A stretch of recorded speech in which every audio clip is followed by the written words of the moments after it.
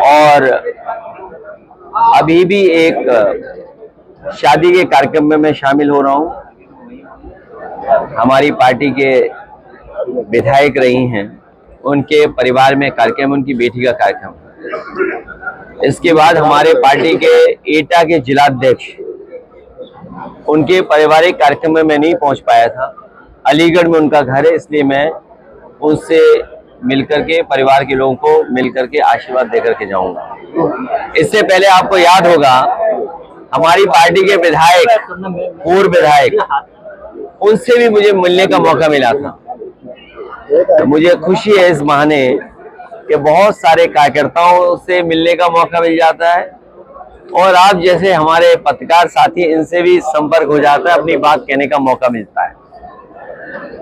जहां तक जो राजनीतिक परिस्थितियां हैं, भारतीय जनता पार्टी का जो रास्ता है वो नफरत भरा है।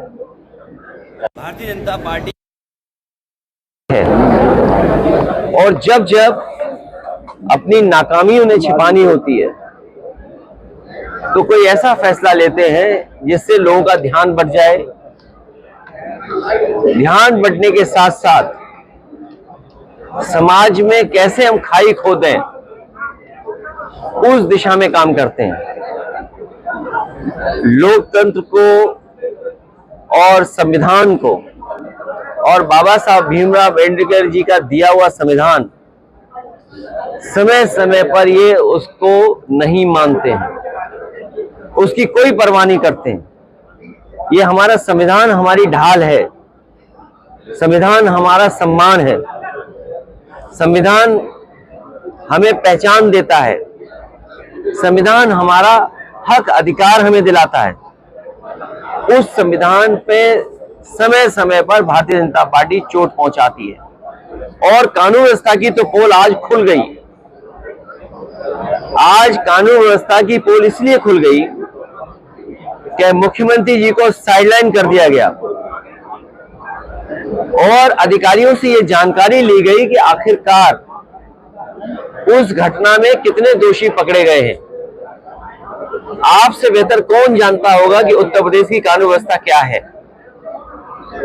जो आंकड़े उत्तर प्रदेश सरकार के बताते हैं, सबसे ज्यादा महिलाएं असुरक्षित हैं, बेटियां असुरक्षित हैं, अन्याय हो रहा है, भेदभाव हो रहा है, और पार्टी देख करके भेदभाव हो रहा है, जाति देख करके भेदभाव हो रहा है, और अपनी बात को मनवाने के लिए अगर झूठे भी मुकदमे लगाने पड़े तो वो मुकदमे झूठे लगाए जा रहे हैं, और विपक्ष को कैसे कमजोर किया जाए, कैसे दबाया जाए, लगातार सरकार कर रही है। और इधर तो हमने क्या देखा, अर्थव्यवस्था का खेल। जो लोग विश्व गुरु बनना चाहते थे, जो दुनिया को लीड करना चाहते थे, भारतीय जनता पार्टी जो जुमले समय समय पर बताती थी कि हम दुनिया की तीसरी और चौथी अर्थव्यवस्था बन गए, आज महंगाई कहां पहुंच गई है। महंगाई बढ़ती चली जा रही है, बेरोजगारी बढ़ती चली जा रही है, सरकारी नौकरियां नहीं है, किसान की आय दोगुनी होनी थी वो दोगुनी नहीं कर पा रहे हैं। और जो लोग कहते थे हम आलू खरीद लेंगे, किसान की पैदावार को सही कीमत दे देंगे, इन्होंने साठ-गांठ कर ली उद्योगपतियों से, बड़े बड़े कारोबारियों से साठ-गांठ कर करके हमारे किसान का गेहूं को जो कीमत मिलनी चाहिए वो भी ये उपलब्ध नहीं करा पा रहे। और क्या सीमा बांध रहे हैं, सीमा ये बांध रहे हैं कि इससे ज्यादा प्राइवेट के लोग भी नहीं खरीद सकते गेहूं।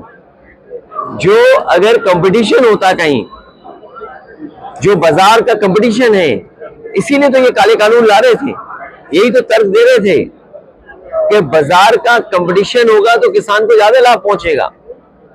लेकिन आज जब गेहूं की कीमत सही मिल सकती थी किसान को, ये पाबंदी लगा रहे हैं कि किसान को सही कीमत ना मिले गेहूं की।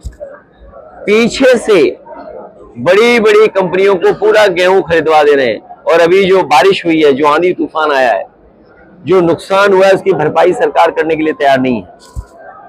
इसलिए ये सरकार का जाना तय है। जहां हम लोग खड़े हैं, इससे बहुत दूर नहीं, हम और आप लोग तब भी मिले होंगे जब तोशिबा कंपनी का हरदुआगंज में प्लांट लगवाया गया था, उसकी बिजली बनने लगी है, उत्पादन ज्यादा है, लेकिन बिजली की कीमत क्या है आज? बिजली की कीमत कितनी देनी पड़ रही है? न केवल शहरी लोगों को देनी पड़ रही है, बल्कि गांव के लोगों को भी दिक्कत का सामना करना पड़ रहा है। और ये जीएसटी का जो कानून लाए थे, ये बताते थे कि जीएसटी से हमारा व्यापार बढ़ेगा, लेकिन जीएसटी ने हमारे व्यापार को बर्बाद कर दिया, उलझा दिया। जो लाभ मिलना चाहिए था वो लाभ भी सरकार नहीं व्यापारियों को दे पा रही है। ये बात तो आपसे बेहतर कौन जानेगा। और हमारे चैनल भाई लोग हैं, जब से कोविड गया है तब से इनका भी वेतन किसी का नहीं बढ़ा। आपका प्रोग्राम चल रहा है, आओ गले मिले सुमन को लेकर लगातार सियासत हो रही है, विरोध प्रदर्शन। आगरा में पुलिस ने बाकायदा झंडे खरीदे हैं, क्या कहेंगे आप? नहीं, रामजिया सुमन जी ने जो कुछ कहा उसके बाद राज्यसभा के रिकॉर्ड से वो बात हटा दी गई। जिस समय कोई बात रिकॉर्ड से हटा दी जाती है उसी समय बात खत्म हो जाती है। लेकिन भारतीय जनता पार्टी का भरोसा तानाशाही पर है। हिटलर ने कभी ट्रूपर्स बनाए थे, अपने पॉलिटिकल वर्कर्स को पुलिस की वर्दी पहना करके वो जो चाहता था वो हिटलर करवाता था। ये जो सेनाएं दिखाई दे रही हैं, ये मुख्यमंत्री जी के इशारे पर सेनाएं हैं।